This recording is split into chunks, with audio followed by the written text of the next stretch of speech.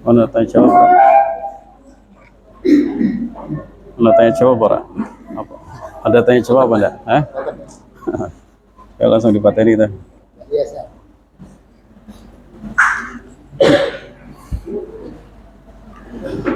Bismillahirrahmanirrahim.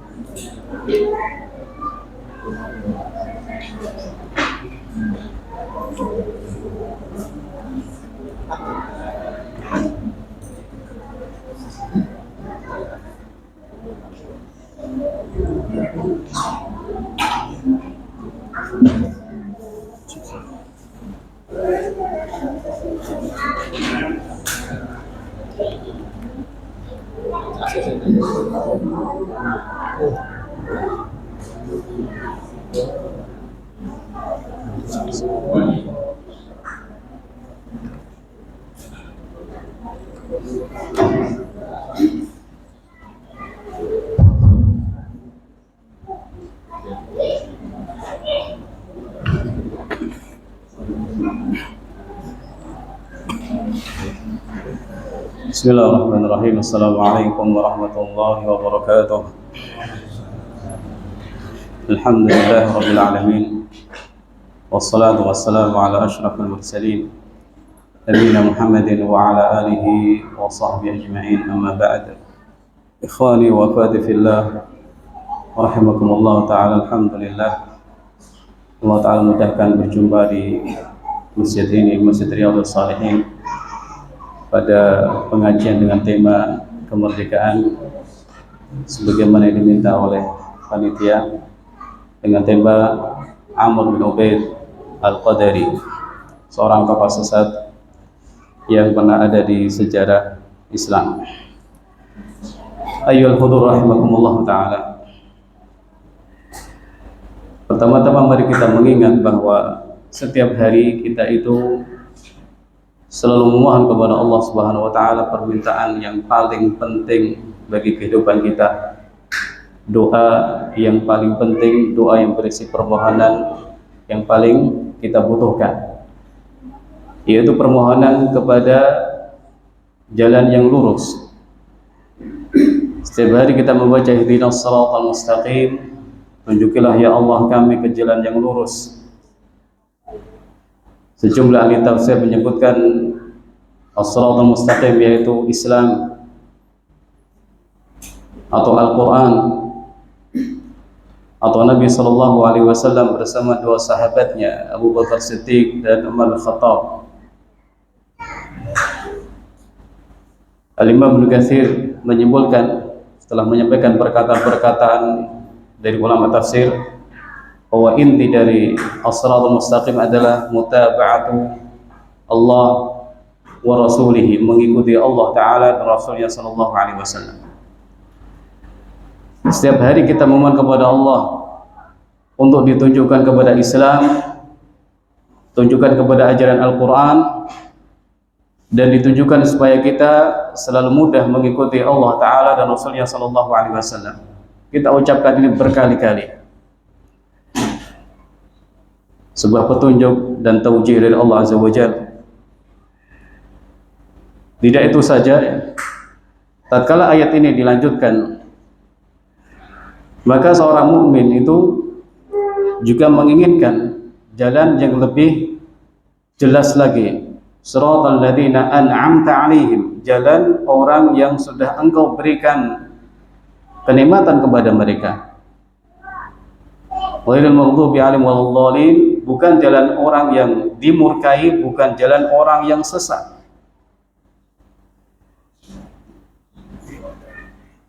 Setiap hari kita mohon jalan lurus, jalan yang di situ ada orang-orang terbaik, para nabi, para siddiqin, syuhada dan salihin. Sekaligus kita juga mohon supaya dijauhkan dari jalan orang-orang yang buruk amalannya dan buruk kemauannya, punya ilmu tidak diamalkan atau beramal dengan semau-maunya. Syekh Muhammad bin Abdul Wahhab rahimahullah ta'ala menyebutkan, kalau dalam ayat terakhir ini Allah Subhanahu wa taala memperingatkan hamba-hambanya jangan sampai meniru orang-orang yang Allah murkai, dan juga jangan sampai mengikuti jalan orang-orang yang sesat. Belum mengingatkan jangan sampai kita membaca saja tanpa bisa mengambil pelajaran bahwa di situ ada peringatan dari Allah Subhanahu wa taala. Jangan mengikuti mereka. Kita itu umat yang sudah diberi kesempurnaan syariat. Sudah diajarkan kepada kita akidah-akidah yang lurus. Akhlak yang paling mulia. Kitabnya paling mulia, Rasulnya paling mulia. Maka sudah seharusnya seorang muslim, muslimah menjaga identitasnya sebagai muslim, muslimah, tidak ke kanan dan ke kiri. Yang benar hanya jalan lurus, ke kanan salah, ke kiri salah. Ayyuhal hudhurul kiram rahimakumullah ta'ala. As-Suyuti rahimahullah dalam tafsirnya Al-Iklil fi Istinbat At-Tanzil, beliau mengambil kesimpulan atau pelajaran dari ayat terakhir surah Al-Fatihah tadi dengan mengatakan fihi al-isyaratu ila al-iqtida bis salafis salih. Dalam ayat yang terakhir ada isyarat untuk mengikuti, siapa yang mengikuti generasi salaf. Salaf yang bagaimana? Yang saleh, yang baik, yang lurus, yang istiqamah.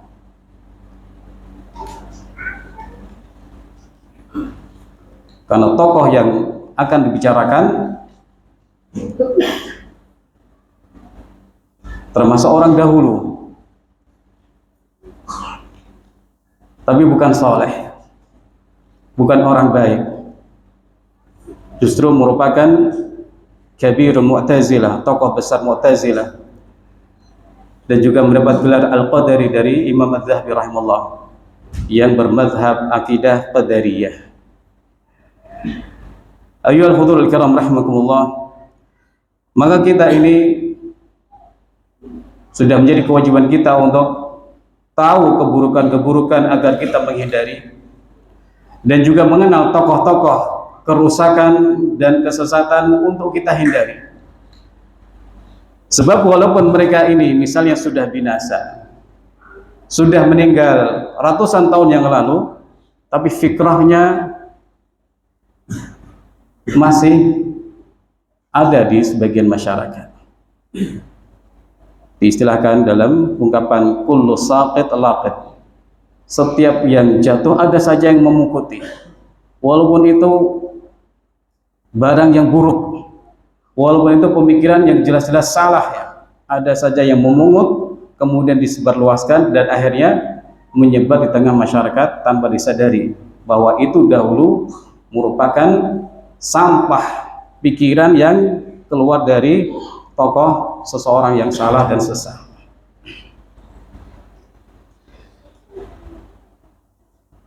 Kemudian ikhwani wa akhwati fillah rahimakumullah, kata sesat sesuatu yang sensitif, ya, suka menyesatkan gitu ya, sensitif. Tapi kalau betul-betul sesat, kenapa tidak disesatkan? Kalau dia kafir, kenapa tidak dikafirkan? Ketika orang jelas-jelas pikirannya, keyakinannya, ini bukan sekedar perilakunya, bukan sekedar akhlaknya, tapi pikirannya, alur pikiran, akidah, keyakinan berseberangan dengan Quran Sunnah, apakah itu bisa dipandang disebut sebagai dia di atas jalan lurus? Tentu tidak. Kalau kembali kepada tafsiran tadi, as-siratal mustaqim adalah jalan Al-Quran, maka ketika ada orang akidahnya menyimpang dari Al-Quran, apakah bisa disebut tokoh itu di atas jalan lurus? Kalla, tidak mungkin, tidak bisa. Pelanggarannya fatal. penyimpangannya parah. Yang ditabrak, dilanggar atau diabaikan adalah akidah atau keyakinan yang diajarkan dalam Al-Quranul Karim dan Sunnah Nabi Sallallahu Alaihi Wasallam. Maka jelas kesesatan orang yang demikian akidahnya atau demikian perkataannya. Ayyuhal hudhur kiram rahimakumullah ta'ala.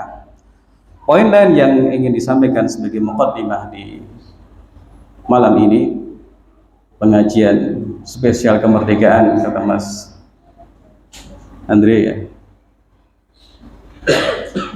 bahwa setiap kesesatan itu sudah ada bantahannya sebelum kesesatan itu lahir. Kesesatan apa saja, penyimpangan apa saja, itu sudah ada bantahannya dalam Al-Quran ataupun Sunnah Nabi SAW sebelum penyimpangan dan kesesatan itu muncul di muka bumi ini.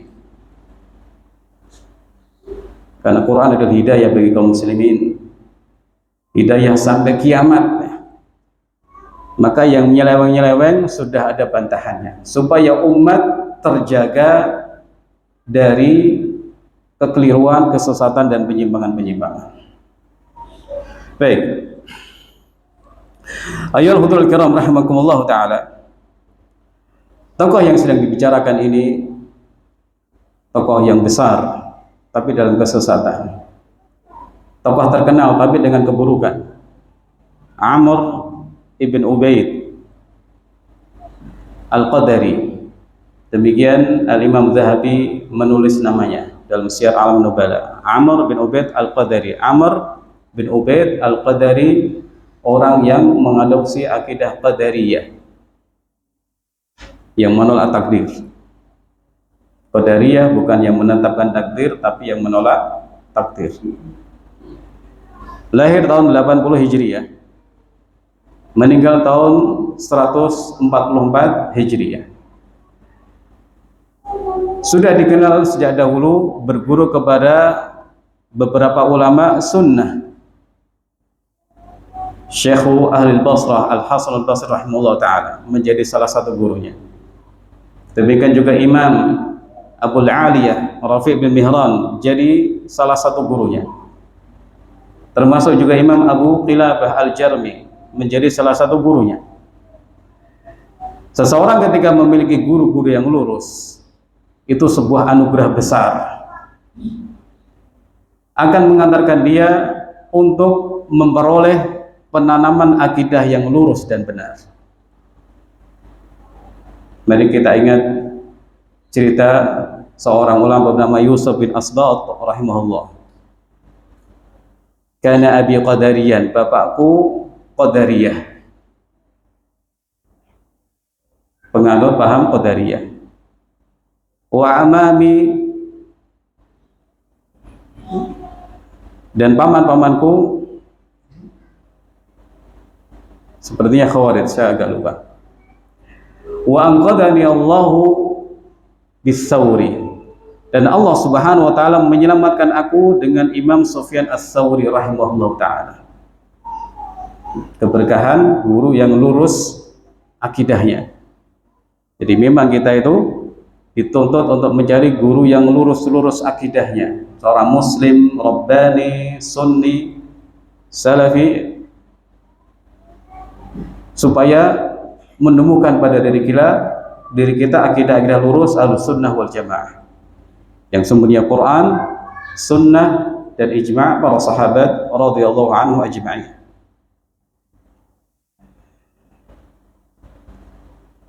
Nah, Amr bin Ubaid ini sudah dikenal sebagai murid yang lama berguru kepada Hasan al-Basri, masyhur bi sohbatihi, gitu. Dikenal sudah lama belajar dengan Imam Hasan al-Basri rahimahullah, seorang tabi'in. Dan kenapa dia bisa berubah total? Karena berkawan dengan sosok yang keyakinannya keliru, berakrab-akrab dengan Wasil bin Atha, yang juga muridnya Hasan al-Basri sebenarnya. Dia yang dahulu menggulirkan pertama kali manzilatun bainal manzilatain, bahwa orang yang berbuat maksiat dosa besar itu tidak kafir, tidak mukmin. Dia itu di antara dua tempat nanti di akhirat. Dia tidak mukmin, tidak kafir. Bainal manzilatain. Karena kedekatannya dengan wasil dan mengikuti wasil untuk berjumpa dengan orang Majusi dan golongan Sanawiyah, akhirnya terpengaruh sebagaimana dikatakan Al-Khatib Baghdadi rahimahullah ta'ala. Dulu dia berdomisili di Basrah, kemudian berguru kepada Hasan Basri, akhirnya dijauhkan dari madhab salafus salih al-sunnah oleh Wasil bin Atha gara-gara kedekatannya itu. Jadi di sini ada pelajaran bahaya bermesraan atau berdekatan dengan orang-orang yang tidak lurus keyakinannya, mau itu orang kafir, ahlul bid'ah, termasuk juga orang yang akhlaknya buruk. Karena sahib itu sahib, kata pepatah ya, teman akrab itu akan menarik, dan biasanya yang mudah ditarik adalah justru malah orang baik ditarik orang yang tidak baik. Ayyuhal hudur kiram rahimakumullah ta'ala. Apa keyakinan dari Amr bin Ubaid ini Al-Qadari? Dia disebut ulama sebagai orang yang pertama kali menolak dalil dengan hawa nafsunya. Dalil itu berhubungan dengan masalah takdir, yaitu hadis As-Sadiqul Masduq yang diriwayatkan oleh Ibnu Mas'ud radhiyallahu taala anhu, bahwa nanti manusia setelah 120 hari akan ditetapkan takdirnya, syaqiyun aw sa'id, dia nanti bahagia atau celaka. Dia menolak dalil ini sampai-sampai mengatakan, seandainya aku mendengarnya dari Al-A'mash, Imam A'mash, lakadzabtuhu, aku akan dustakan dia. Kalau seandainya aku dengar dari Zaid bin Wahab, lama ajabtuhu, pasti aku akan abaikan. Kalau aku mendengarnya dari Ibnu Mas'ud, lama qabiltuhu, maka aku tidak akan menerimanya.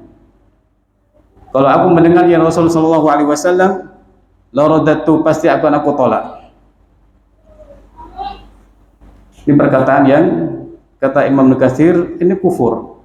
Seandainya betul-betul dikatakan dia, ini adalah perkataan yang sangat buruk dan termasuk kekufuran. Antum lihat di sini, dia menolak takdir.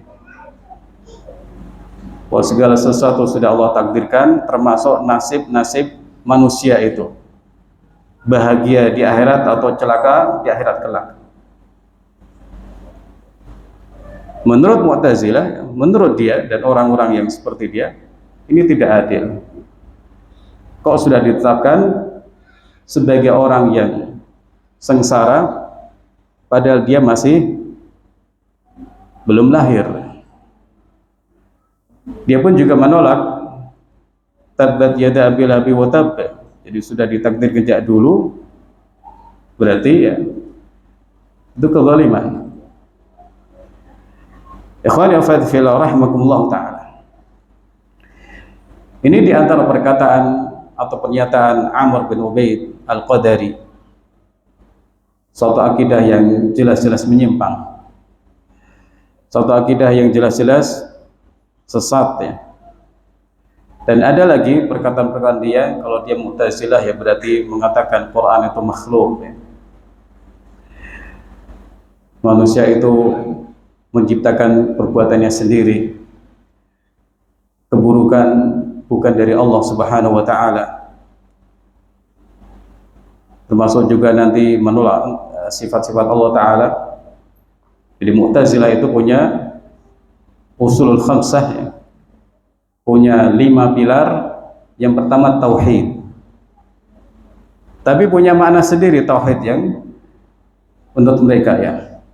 Tauhid menurut mereka adalah nafyus sifat, menafikan sifat-sifat dari Allah Subhanahu wa taala.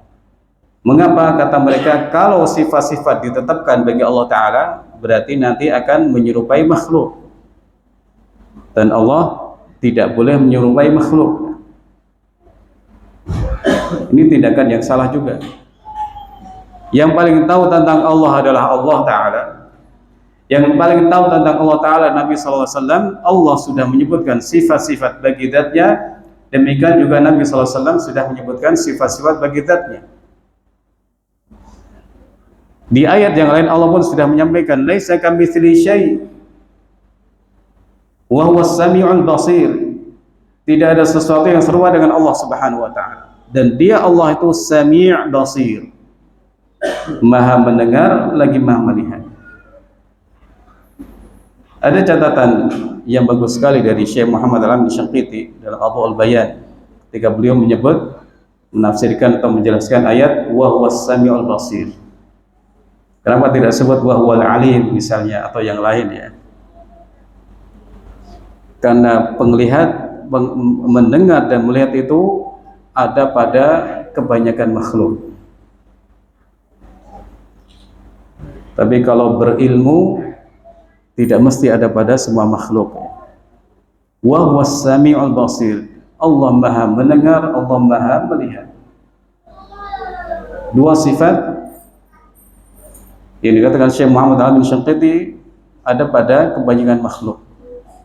Allah menyampaikan dua nama ini yang memuat dua sifat ya, untuk menegaskan memang tidak ada keserupaan apapun antara nama sifat Allah Ta'ala dengan yang dimiliki oleh manusia, kecuali bahasa saja. Tapi hakikatnya berbeda. Manusia mendengar tapi pendengarannya penuh dengan kelemahan, sementara Allah Azza wa Jalla pendengaran yang sempurna, lirih, keras, bahkan dalam bisikan hati pun Allah Ta'ala maha tahu. Maka tidak ada alasan yang bisa diterima kalau ada orang mengatakan kalau kami menetapkan sifat Allah maka akan terjerumus ke dalam menyerupakan Allah dengan makhluk-makhluknya. Maka kita sampaikan lima tunazzihuna Allah an hadhihi sifat wal asma. Kenapa kalian itu mensucikan Allah dari nama dan sifat ini padahal Allah Ta'ala yang menetapkannya bagi zatnya sendiri, padahal Nabi SAW yang menetapkannya buat zat Allah Subhanahu wa Ta'ala. Kemudian ikhwani wa akhwati fillah rahimakumullah ta'ala, mari kita lihat perkataan Imam Ibnu Mubarak rahimahullah. Lama da'a, ketika Amr bin Ubaid ini menjajakan akidah qadariyahnya, taraku, maka orang-orang meninggalkannya. Sebagaimana dilakukan oleh salah satu murid Amr bin Ubaid, Yahya bin Sa'id Al-Qattan, ketika sudah tampak. Jadi orang ini betul-betul menjajakan, mu'lin bi bid'atihi, terang-terangan dengan bid'ahnya, bukan disimpan, bukan tidak menyampaikan, tapi menyampaikan yang ada dalam hatinya, yang ada dalam pikirannya disampaikan kepada orang. Jelas ini berbeda dengan orang-orang yang punya keyakinan keliru tapi tidak menyebarluaskannya. Lama da'ilal qadari, ketika Amr bin Ubaid mulai menjajakan qadariyah, orang-orang pun meninggalkannya.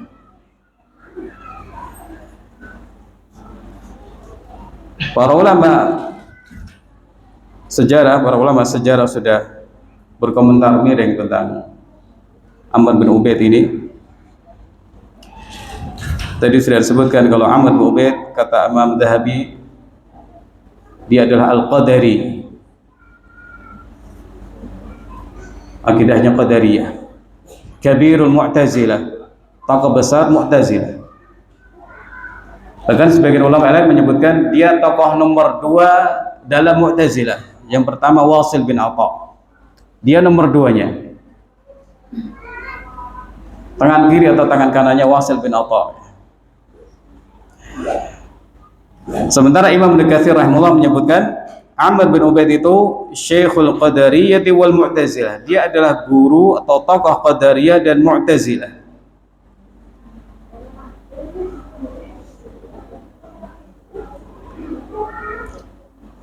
Sementara Imam Ibnu Adi rahimahullah menyebutkan orang ini seorang yang tercela, madmum, dhaiful hadis, hadisnya itu lemah. Alhamdulillah dia hafalannya tidak kuat. Mu'linun bi bid'atihi, terang-terangan dengan bid'ahnya. Ada satu poin ikhwani wa akhwati fillah rahimakumullah taala yang diingatkan oleh ulama, karena ada sebagian orang terperdaya dengan akhlaknya yang baik. Hati-hati. Orang ini disebut Imam Dzahabi sebagai abid ahli ibadah. Ini kan bisa menipu orang. Wah, orangnya baik, ning masjid terus misalnya. Zikirnya Masya Allah lama, mempeng. Ini bisa menipu orang, dan itulah yang sering terjadi. Bahkan kalau kita kembali ke ilmu hadis ya, hadis palsu yang paling berbahaya adalah kalau dibuat oleh orang ahli ibadah. Kenapa? Karena masyarakat itu percaya orang ibadah orang apik, nggak mungkin aneh-aneh. Makanya ketika dia mengatakan Nabi bersabda begini, orang percaya. Karena apa? Dia terkenal dengan ahli ibadah. Di sini juga demikian. Amr bin Ubaid terkenal dengan abid, juga zahid, seorang yang zuhud.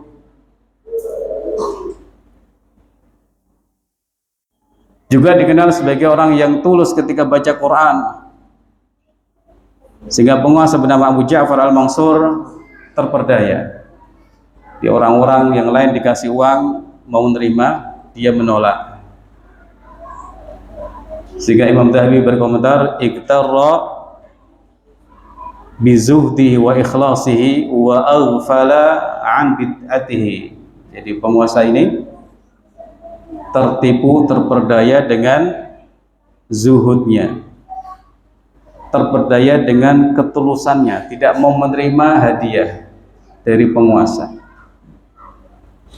Wa aghfala, dan melalaikan bid'ah orang ini, padahal itu yang paling parah, yang justru harus diperhatikan. Atau kembali kepada perkataan Ibnu Adi rahimahullah, gharran nas bi taqasyufihi. Dia itu menipu manusia dengan kesahajaannya atau kesederhanaannya, zuhud tadi. Maka apa yang bisa kita ambil dari pelajaran, apa yang bisa kita ambil dari kisah ini? Seseorang itu menilai orang pertama-tama dari akidahnya, keyakinannya. Kalau keyakinannya keliru, menyimpang,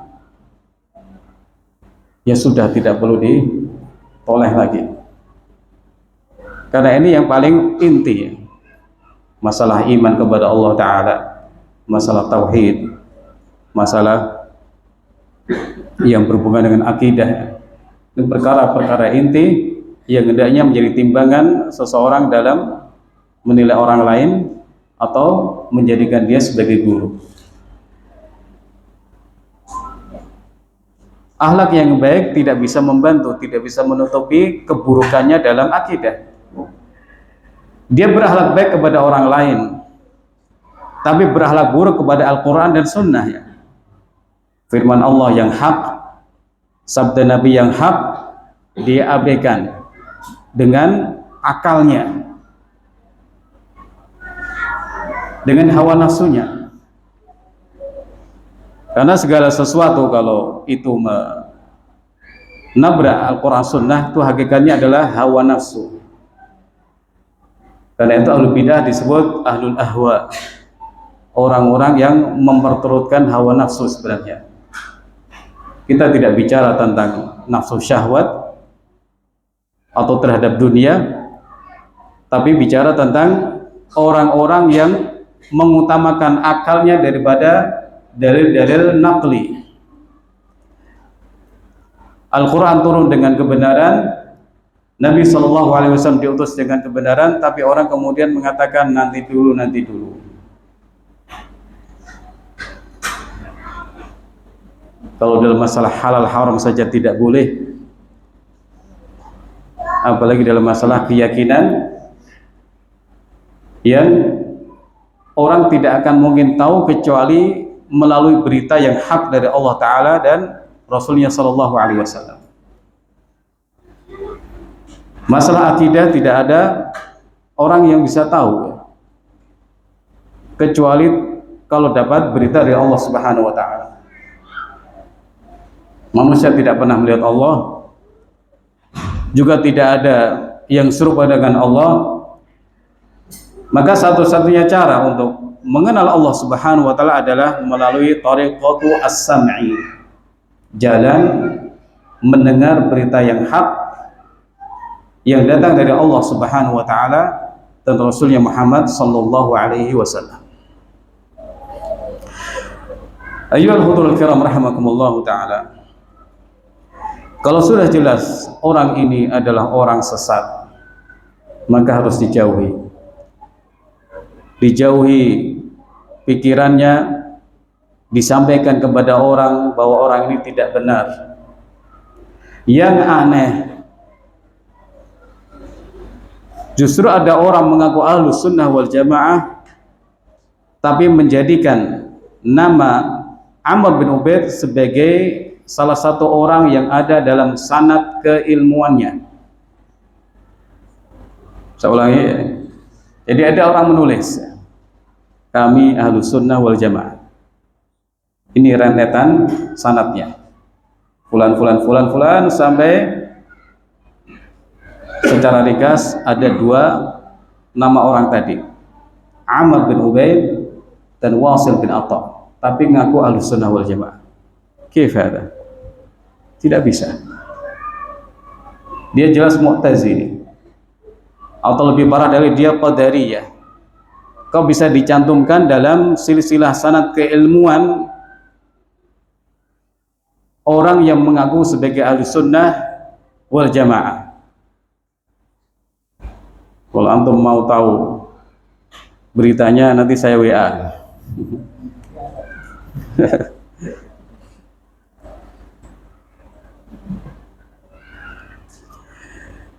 Jadi ikhwan wa akhwati fillah rahimakumullah taala, masalah Ahlus Sunnah wal Jamaah itu suatu nama yang mulia yang sudah dikenal di kalangan sahabat radhiyallahu anhum ajma'in. Ketika Ibnu Abbas menerangkan ayat di surat Al-Imran, yauma tabyaddu wujuh wa taswaddu wujuh, dia mengatakan yaumal qiyamah tabyaddu wujuh ahli sunnati wa taswaddu wujuh ahli bid'ah. Pada hari kiamat wajah-wajah ahli sunnah akan putih berseri-seri, wajah ahli bid'ah akan hitam. Artinya bahwa istilah ini sudah ada, dan untuk memahaminya maka akan mudah. Ahlus sunnah ya sunnahnya Nabi Sallallahu Alaihi Wasallam, al jamaah orang yang berkumpul di atas sunnah Nabi, atau al jamaah orang yang bersama jamaahnya para sahabat radhiyallahu anhum ajma'in.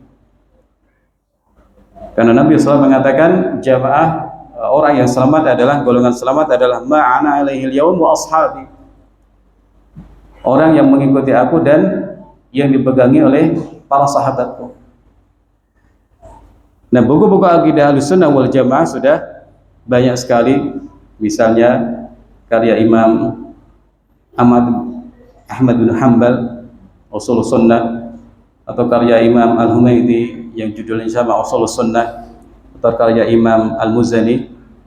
Mereka semua adalah murid-murid Imam Syafi'i rahimahullah ta'ala, memiliki buku-buku akidah yang ringkas yang isinya pokok-pokok akidah Ahlussunnah wal Jamaah. Nah, di antara isinya adalah membantah ya, akidah Mu'tazilah, akidah Qadariyah, akidah Jamiyah dan lain-lain yang memang itu kesesatan-kesesatan yang menyebar pada waktu itu. Saya kira demikian ikhwan yang rahimahullah taala. Semoga Allah taala mudahkan kita untuk menjauhkan diri dari pikiran-pikiran yang sesat sehingga kita merdeka dari hal-hal tersebut. Juga semoga Allah Subhanahu wa taala memudahkan kita untuk melakukan ubudiyah yang terbaik yang bisa kita lakukan kepada Allah Azza wa Jalla sehingga orang merdeka dari jeratan hawa nafsunya. Wallahu taala alam wa sallallahu ala nabiyyina Muhammad wa ala alihi washabbihi ajma'in. Barakallahu fiikum wa jazakumullahu khairan. Wassalamualaikum warahmatullahi wabarakatuh.